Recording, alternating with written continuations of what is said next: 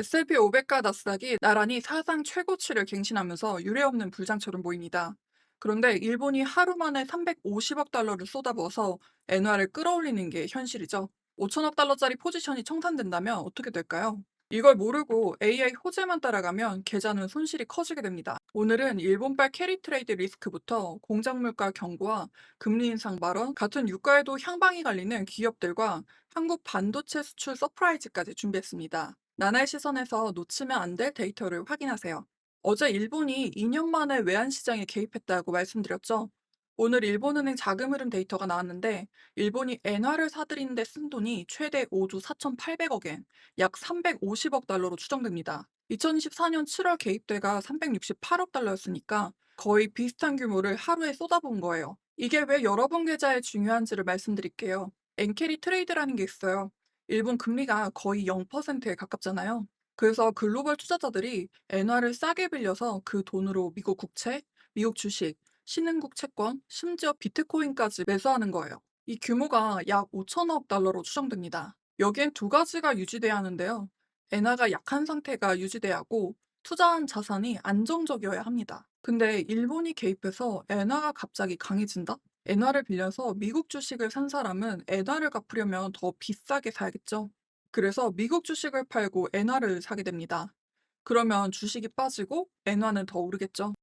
다른 투자자도 유사 행동을 하게 됩니다. 이게 연쇄청산으로 보통 이어져요. 2024년 8월에 일본은행 금리 인상 후 니케이가 하루에 12% 빠진 게 이 구조였어요. 아직 그 단계는 아닙니다. 엔달러가 156.5 부근이고 일본 당국은 추가 개입 가능성을 경고로만 한 상태예요. 다만 지금은 골든위크라서 거래량이 적습니다. 적은 거래량에서 큰 변동이 나올 수 있는 구간이라 350억 달러로 흐름이 잡혔을 수 있어요. 그러니 이거 하나만 기억하세요. 일본 외환 개입은 단순히 환율 이벤트가 아닙니다. 그 뒤에 5천억 달러짜리 글로벌 유동성 스위치가 걸려 있다는 겁니다. 엔캐리가 글로벌 유동성을 흔들 수 있는 변수라면 금리 쪽에서도 새로운 신호가 있었습니다. ISM 제조 가격 지수가 84.6이에요. 전월보다 6.3포인트 올랐고 석 달 사이 25.6포인트가 뛰었습니다. 4년 만에 가장 높은 수준이에요. 제조업 PMI 자체는 52.7입니다. 공장은 돌아가고 있는데 고용은 46.4로 줄이고 있는 상황이에요. 공장은 돌리는데 원자재 값이 치솟고 사람은 줄이고 있다는 뜻이에요.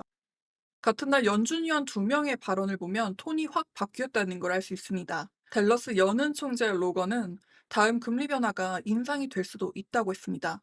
클리블랜드 연은 총재 해맥은 인하 편향을 유지하는 건 더 이상 적절하지 않다고 전했죠. 어제까지는 금리 인하는 멀어졌다는 얘기였거든요. 오늘은 인상이 올 수 있다로 좀 더 직접적인 변화가 생긴 겁니다. 제조업 현장에서 느끼는 물가 압력이 ISM 84.6으로 확인됐고 연준 위원이 그걸 근거로 인상 가능성을 꺼낸 거예요. 물론 이게 바로 인상으로 이어지는 건 아니에요. 연준은 아직 3.5에서 3.75%로 동결 중이고 지표 하나로 정책을 바꿀 순 없어요. 다만 인용물 금리가 이걸 반영해서 올라가면 성장주 밸류에이션이 눌린다는 거고 그 압력은 나스닥뿐만 아니라 한국 기술주에도 넘어옵니다. 금리 얘기를 했으니 그 금리를 묶고 있는 유가도 확인해 보겠습니다. 미국 재무부 산하 해외자산 통제국은 전 세계 선사들에게 경고를 내렸죠. 이란이 호르무즈 해협 통행료를 요구하고 있는데 이걸 내지 말라고 했었습니다. 달러로 내든 암호화폐로 내든 물물교환이든 심지어 이란 자선단체에 기부를 하는 형식이든 전부 제재 위반이라고 못을 박았어요. 여기가 좀 무겁습니다. 이건 호르무즈 문제가 물리적 봉쇄에서 금융제재로 확장됐다는 뜻인데요. 배가 지나가고 싶어도 통행료를 내면 미국 제재에 걸리고 안 내면 이란이 안 보내준다는 거잖아요. 어떻게 해도 못 간다는 거예요. 각국의 정치적 견해도 있으니 쉽지가 않은 상황입니다. 같은 날 바클레이스가 2026년 브렌트 전망을 배럴당 85달러에서 100달러로 올렸습니다. 원유 시장 공급 부족이 하루 약 660만 배럴이고 5월 말까지 이어지면 110달러까지 갈 수 있다고 봤습니다. 제가 보통 이런 소식을 빨리 전하는 편인데 제가 말 바꾸는 사람이 된 기분이에요. 쉴 틈 없이 변화가 생기니까요. 얼마 전에도 전망치가 올랐었는데 이번에는 100달러가 됐네요. 반면에 중국에서는 움직임이 있었습니다. 유엔 대사가 이란 전쟁 휴전 유지를 촉구했고 호르무즈 재개를 요구했습니다. 트럼프 대통령의 중국 방문 의제에도 올릴 수 있다고 했는데요. 외교적 해법의 가능성은 열려 있지만 실제 통행이 재개되기까지는 거리가 있어야 해요. 그래서 봐야 할 건 단순히 유가 숫자만이 아니라는 겁니다.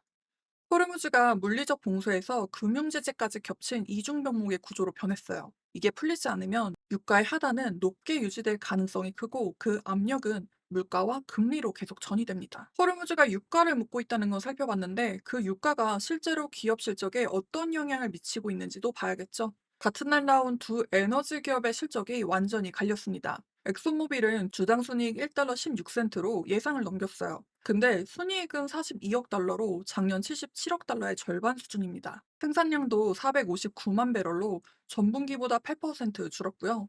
호르무즈가 2분기 내내 닫혀 있으면 410만 배럴까지 떨어질 수 있다고 했습니다. 쉐보론은 더 극적이에요. 주당 순이익이 1달러 41센트로 예상을 크게 넘겼는데 주가는 1.4% 빠졌습니다.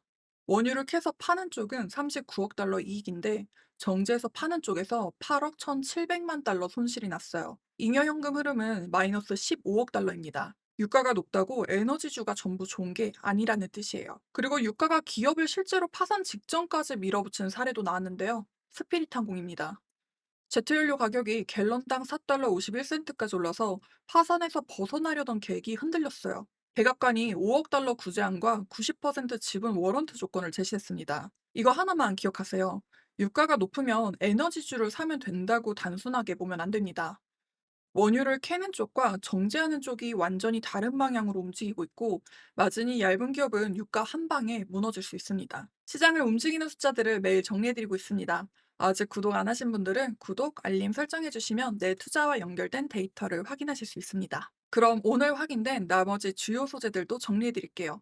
트럼프 대통령이 다음 주부터 EU 자동차에 관세를 25%로 올린다고 발표했습니다. 기존 합의는 15% 수준이었는데 10%포인트를 더 얹은 겁니다.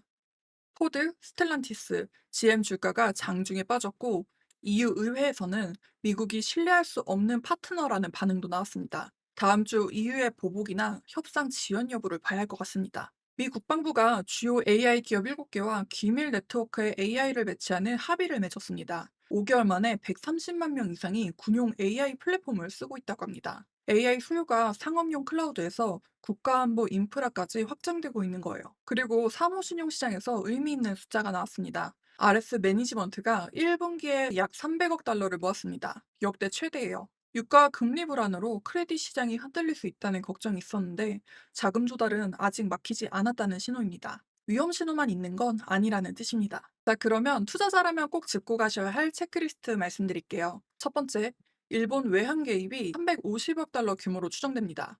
엔달러가 다시 160위로 가는지, 아니면 엔캐리 포지션 청산이 시작되면서 글로벌 위험 자산에 압력이 오는지를 봐야 합니다. 골드니크라 거래량이 적어서 변동성이 더 클 수 있습니다. 두 번째, ISM 가격 지수 84.6이 나왔고 연준 위원이 인상 가능성을 직접 말했습니다. 이념물 금리가 이걸 반영해서 올라가는지가 핵심입니다. 올라가면 성장주와 기술주가 눌립니다. 세 번째, 호르무즈가 물리적 봉쇄에서 금융 제재까지 겹쳤습니다. 바클레이스는 브렌트 전망을 100달러로 올렸고요. 중국의 외교적 움직임이 실제 통행 재개로 이어지는지를 지켜보셔야 할 것 같습니다. 네 번째, 쉐보론 하류 부분이 8억 달러 적자를 냈어요. 유가가 높다고 에너지주가 전부 좋은 건 아니란 뜻입니다. 원유 생산 쪽인지 정유 쪽인지, 그리고 스피릿처럼 연료비에 직접 노출된 기업이 더 없는지를 봐야 합니다. 다섯 번째, 한국 반도체 수출이 173% 뛰었지만 에너지 수입 비용과 원달러 환율이 높은 상태에서 기업 마진이 수출 숫자만큼 좋을지는 별개예요. 다음 주 EU 관세 25% 발효 후 유럽 수출 비중이 큰 기업들도 체크하셔야 합니다. 그럼 마무리하겠습니다. 어제는 실적이 유가를 누른 하루였죠.